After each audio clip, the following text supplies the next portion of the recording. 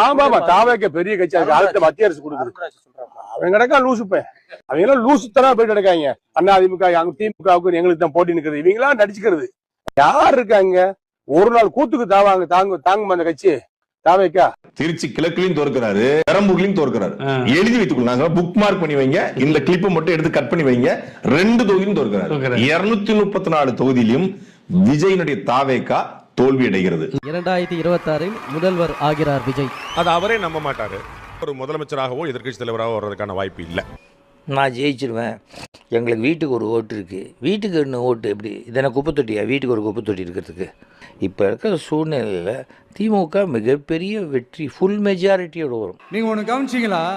ஒட்டு மொத்தமாக எல்லாருமா சேர்ந்து ஒருத்தனை எதிர்க்கிறாங்க. உங்களுக்கு ஆப்போசிட்டில் இருக்கிறவங்கள எதிர்ப்பாங்க. ஆனால் ஒட்டு மொத்தமாக எல்லாருமா சேர்ந்து ஒருத்தனை எதிர்க்கிறாங்க. அதுக்கு என்ன காரணம்? ஒட்டு மொத்தமாக எல்லாருமா சேர்ந்து ஒரே கூட்டம். ஆமாமா